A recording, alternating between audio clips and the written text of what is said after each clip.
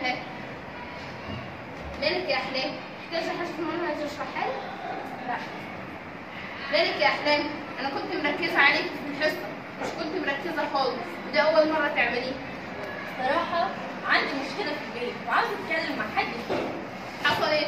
كلمني معايا ان شاء الله هلاقي حل. صراحه بابا عايز يزوجني ومش عايزني اكمل تعليم، وانا عاوزه اكمل التعليم. ومين العريس ده؟ محفوظ تاجر الاعلام. ازاي؟ ده اكبر مني واكبر من ابوك، متجوز مرتين وعنده اولاد اكبر مني. خلاص، طب روحي انت وانا هكلم ابوك بعد المدرسه. اتفضلي.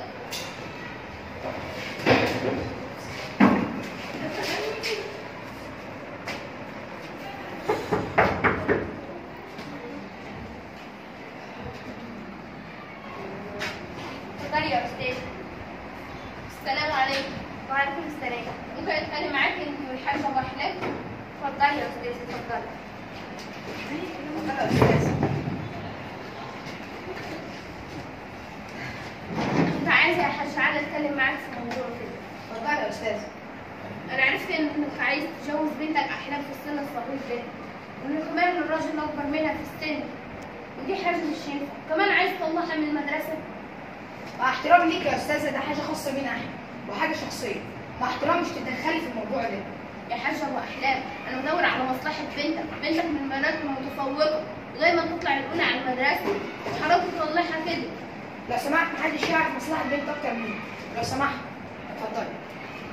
على العموم يا حاجه ابو احلام، انا عملت اللي عليا. معلش يا استاذ، والله ربنا وحده اللي يعلم الظروف اللي احنا بنمر بيها. لا عادي يا حاجه فاطمه. معلش. سلام. اتفضلي يا استاذ، اتفضلي. مين؟ انا عوض. اتفضل يا عوض. السلام عليكم يا حاج علي. ازيك يا حاج علي؟ عامل ايه انت وحماتي؟ الحمد لله. انت اللي عامل ايه يا استاذ محفوظ؟ الحمد لله، كله ما كله بنعمه ربنا. الشاي يا فاطمه.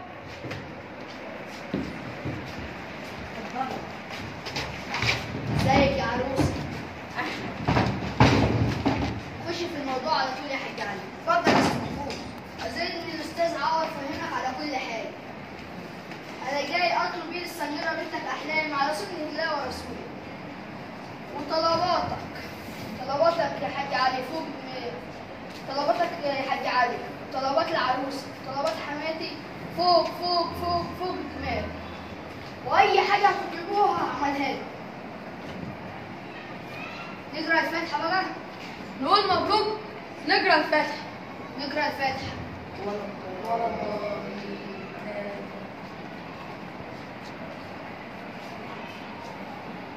وادي هديك قرايه الفاتحه اهي.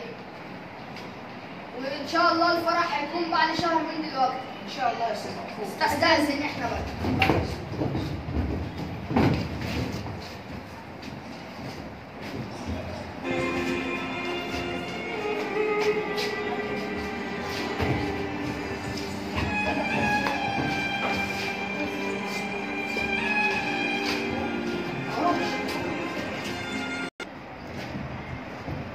انت يا بنت اللي جوه، جهزت الاكل ولا لسه؟ انا جعان. حاضر بيسهل يا فاطمه. اتفضل. اتجننتي؟ انت عايزه تقعدي معايا وانا باكل؟ انا لما اخلص اكل انت تقعدي تاكلي. ايه العك ده؟ انت مش علاماتك الطبخ؟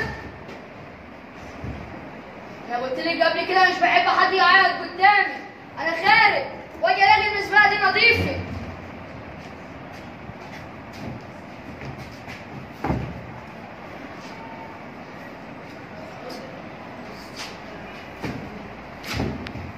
ايه ده انت كنت فين؟ وجاي متاخر كده ليه؟ سكران كمان. انت مالك انت؟ اجي امتى ومش هاجي امتى؟ ولا اجي سكران ولا اجي فايق؟ انت مين اصلا؟ انت هنا عشان تطبخي لي وتمسحي لي وتنظفي لي. انت اصلا مش ليك لازمه في الحياه. انت ازاي تكلمني بالطريقه دي؟ بترد عليا؟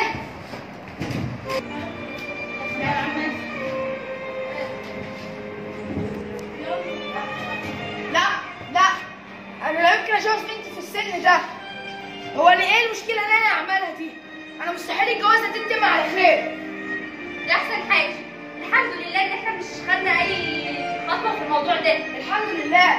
انا مستحيل الجوازه دي تتم. الحمد لله على كل شيء. قمت بدور الاب.